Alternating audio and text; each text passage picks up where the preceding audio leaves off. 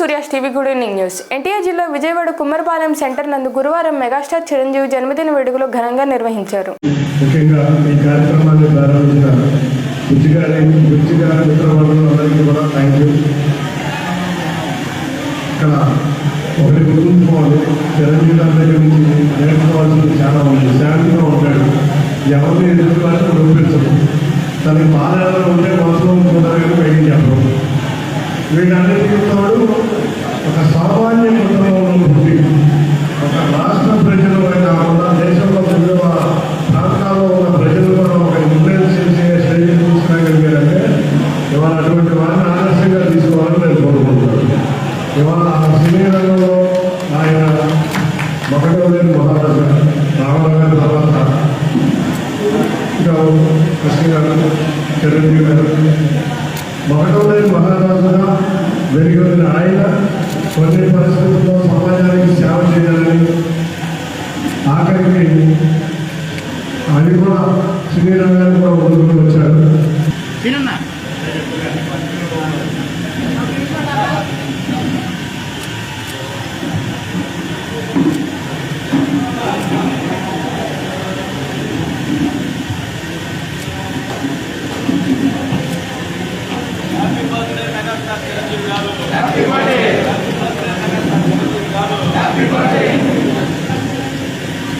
జై చిరంజీవా, జై చిరంజీవా.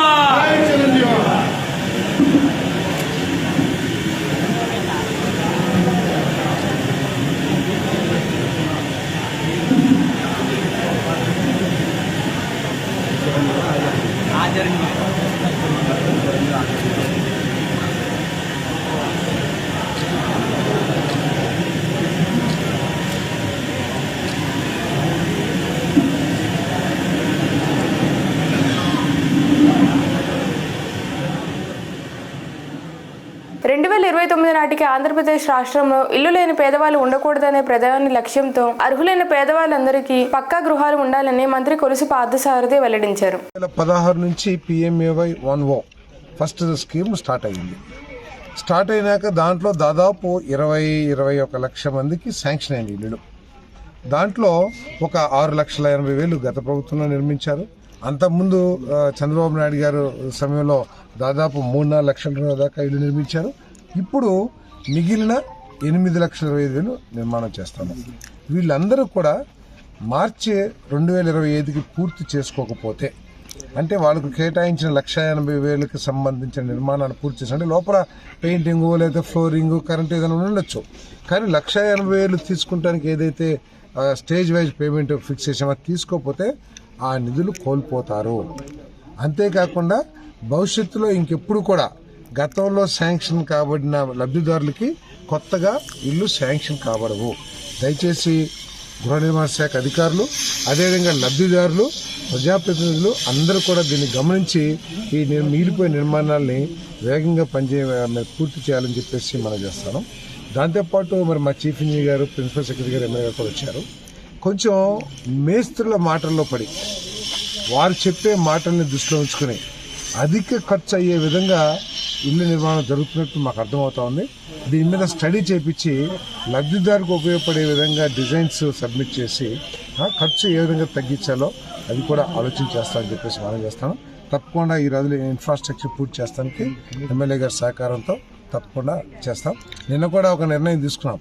ఏదైతే ప్లింత్లు ఉన్నాయో దీంట్లో మట్టి నింపుతాం మన ప్లింత్లో, కానీ మన ఎమ్మెల్యే గారి సహకారంతో మన ఫ్లై యాష్ VTPS తీసుకొచ్చి దాన్ని నింపితే ఈ రావు దాని ఎలుకలో 10 కుక్కలు రావు, చెదలు పట్టదు, తర్వాత అది కొంగను కూడా కొంగదు. కాబట్టి రేపు ప్రిన్సిపల్ సెక్రటరీ గారు మేమంతా కూడా ప్రభుత్వానికి విన్నవిస్తాం. వీరి ఎమ్మెల్యే గారి సహకారంతో, MP గారి సహకారంతో ఆ ఫ్లైయాస్ తీసుకొచ్చి ఫిలింగ్స్ కూడా చేసి అచ్యుతాపురం SC జైలులో ఫార్మలో జరిగిన ప్రమాదం చాలా బాధ కలిగించిందని వైద్య ఆరోగ్య శాఖ మంత్రి సత్యకుమార్ తెలిపారు. ఇప్పుడు దాదాపు 35 మంది వివిధ ఆసుపత్రుల్లో ఉన్నారు. కొంతమంది డిశ్చార్జ్ అయినారు. అనకాపల్లి డిస్ట్రిక్ట్ హాస్పిటల్ కూడా 2 క్షతగాత్రులు ఉండడం, వాళ్ళు కూడా డిశ్చార్జ్ కావడం జరిగింది. ఇటువంటి సంఘటనలు పునరావృతం కాకుండా జాగ్రత్తలు తీసుకోవాల్సిన అవసరం ఉంది. గతంలో కూడా ఇటువంటి సంఘటన జరిగినప్పుడు వాటి నుంచి ఆ అనుభవం నుంచి మనం పాఠాలు నేర్చుకోవాలి. ప్రాణం విలువైంది. ఇటువంటి సంఘటనల వల్ల ప్రాణాలు పోవడం ఆ కుటుంబానికి ఒక పెద్ద దిక్కు కోల్పోయిన పరిస్థితి. అయితే మృతి చెందిన వారికి 2 లక్షల రూపాయలు, క్షతగాత్రులకి 50,000 రూపాయలు ప్రభుత్వం ఎక్స్గ్రేషియా ప్రకటించింది. ఇదే కాకుండా ప్రధానమంత్రి గారు ప్రకటించడం జరిగింది. ఇప్పుడు రాష్ట్ర ముఖ్యమంత్రి వర్యులు కూడా ఇప్పుడే విశాఖపట్నం వెళ్ళి అచ్యుతాపురం ఎస్సీజెడ్ని వాళ్ళు కూడా సందర్శిస్తున్నారు. ప్రభుత్వం మృతుల కుటుంబాలకి అండగా నిలుస్తుంది. అదేవిధంగా క్షతగాత్రులకి కూడా అండగా నిలుస్తుంది కుటుంబాలకి. ఈ సంఘటనలు మళ్ళీ పునరావృతం కాకుండా తీసుకోవాల్సిన జాగ్రత్తలు ప్రతి ఒక్కటి తీసుకుంటుంది. విజయవాడ కార్మిక నగర్లో కమ్యూనిటీ భవన్ ఎంపీ ప్రభుత్వ నిధులతో నిర్మాణం చేసి స్థానిక ప్రజలకు అందుబాటులో తీసుకొస్తామని ఎమ్మెల్యే గద్దె రామ్మోహన్ అన్నారు. ఇది గతంలో వేసింది కొంచెం ఫాల్ట్ రావడంతో మరలా అండర్ గ్రౌండ్ డ్రైనేజ్ కి నిధులు శాంక్షన్ చేసుకోవడం జరిగింది. అది జనరల్ గా ఇప్పుడు ఉండే కార్యక్రమమైనా ఇక్కడ ఒక కమ్యూనిటీ భవన్ ఒకటి ఉంది. అది ఇక్కడ ఉన్న వాళ్ళందరూ కూడా ప్లేస్ తక్కువ ఉంది కాబట్టి ఖచ్చితంగా ఒక కమ్యూనిటీ చిన్న చిన్న ఫంక్షన్లు చేయడానికి కానీ లేదా ఇతర అవసరాలకు వాడుకోవాల్సిన అవసరం ఉంది. దాన్ని గత 5 సంవత్సరాల నుంచి కూడా మేము చాలా సార్లు చూసాం. దీనికి ఏదో ఒక రకంగా నిధులు కేటాయించాలని చూసాం. ప్రత్యేకంగా ఆ రోజున ఎంపీ గారి నిధులు పుష్కలంగా ఉన్న సమయంలో దీనికి పూర్తిగా నిధులు పెట్టి కట్టించాలనుకున్నాం. మరి దురదృష్టం ఆ రోజున కార్పొరేషన్ సిబ్బంది సైతం సీఎం ఆఫీస్ నుంచి, జగన్మోహన్ రెడ్డి గారి ఆఫీస్ నుంచి వచ్చే సంకేతాలకి లోబడి ఆ రోజున ఎంపీ గారు 12 కోట్ల రూపాయలు ఇచ్చి తూర్పు నియోజకవర్గ అభివృద్ధి కార్యక్రమాలు వాడుకోమని ఇస్తే దాని కనీస ఎస్టిమేషన్ ఇవ్వడానికి కూడా కార్పొరేషన్ ఇబ్బంది పడ్డారు. దురదృష్టం ఆ నిధులన్నీ కూడా ఆయన ఇక్కడ వాడలేకపోతున్నాం అని చెప్పి నిధులన్నీ కూడా రూరల్ ప్రాంతాలకు వెళ్ళి అక్కడ ఇవ్వడం జరిగింది. సో ఇప్పుడు ఇది ఏ కార్యక్రమమైనా ప్రజల కోసమే. ఇది ఎంపీ గారు చేసినా, ఎమ్మెల్యే గారు చేసినా, ఎవరు చేసినా కూడా పబ్లిక్ కోసమే, ఇది మన సొంతాలకు కాదు. అలాంటివి ఆ రాజకీయ దురుద్దేశంతో ఎంపీ గారి నిధుల ద్వారా తెలుగుదేశం పార్టీ చేస్తే తెలుగుదేశం పార్టీకి ఏదో పేరు వచ్చేసి ఓట్లన్నీ పోతాయని ఒక దుష్ట ఆలోచన చేసి ఆ రోజున 12 కోట్ల రూపాయలు మన నియోజకవర్గం రాకుండా అప్పుడున్న ఇన్ఛార్జి కానివ్వండి లేకపోతే వైఎస్ఆర్సీపీ నాయకులు చేయడం జరిగింది. ఇవాళ మీరు ఆపారు 12 కోట్లు, ఏం సాధించారు? ఎన్టీఆర్ జిల్లా నందిగామలో మిర్చి అమ్మిన డబ్బులను దొంగిలించి పరారీ అయిన క్లీనర్ కోటేశ్వరరావును గురువారం నందిగామ పోలీసులు అదుపులోకి తీసుకున్నారు. డబ్బులకు ఆశపడి క్లీనర్గా పనిచేస్తూ డబ్బులు కనబడడంతో డ్రైవర్ వాష్రూమ్ కనేసి ఎక్కడో దిగడంతో డ్రైవర్ దాచిన డబ్బుల్ని క్లీనర్ ఈ పర్సన్ కోటేశ్వరరావు అక్కడి నుంచి దొంగలించి డబ్బులకి అత్యాశకి వెళ్ళి డబ్బులు దొంగతనం చేయడం జరిగింది. So we have successfully traced the person and recovered almost entire amount and hopefully any crimes ఇలాంటి వాటిలో అన్నెసెసరీ పీపుల్ ఇన్వాల్వ్ అవ్వరని ఆశిస్తాం. అండ్ ఇలాంటివి ఏమైనా ఉంటే ఖచ్చితంగా severe action we're going to take and we're going to send him to remand. Thank you.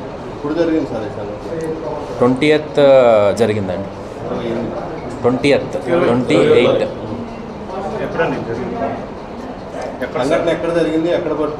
సంఘటన ఇది జరిగింది మన బార్డర్లో కాదండి, మన బార్డర్కి అటుపక్క మదిరా నుంచి వస్తున్నది వెహికల్. అక్కడ పెద్ద జొన్నలు గడ్డ రాకముందు మనోడు మధ్యాహ్నం సుమారుగా ఎక్కడో పట్టుకొని పారిపోవడం జరిగింది. వాళ్ళు గ్రహించి వాళ్ళు ఎక్కడ పోయిందో అనుకొని వాళ్ళు ఎత్తుక్కుంటున్నారు. అన్ఫార్చునేట్లీ మన వాళ్ళు కూడా రెగ్యులర్గా శాండ్ చెక్ పోస్టులు పెట్టి we're under the supervision of our kind CP sir we have kept many sand check పోస్టులు, శాండ్ తరలింపులు అంటే ఏం జరగకూడదని టీం పెట్టడం జరిగింది. ఆ క్రమంలో శాండ్ చెక్ పోస్ట్లో ఎదురుగా ఒక ఆటోలోంచి 2 వ్యక్తులు సడన్గా రావడం వచ్చింది. వస్తే అందులో ఒక పర్సన్ దిగి పారిపోతుంటే పట్టుకోగా తన చేతిలో డబ్బులు ఉన్నాయి. సో అది మేము ఎంక్వైరీ చేయగా పలానా వీళ్ళు పోయి అని తెలిసింది అండ్ వాళ్ళు పిలిపించడం జరిగింది. కేసు కట్టాం and we're sending to remand. Thank you.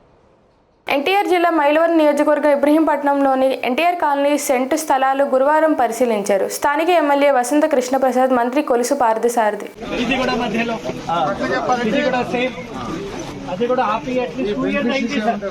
ఆపి 2 years అయింది. ఇక్కడ ఎవరు ఇంజనీరింగ్ అసిస్టెంట్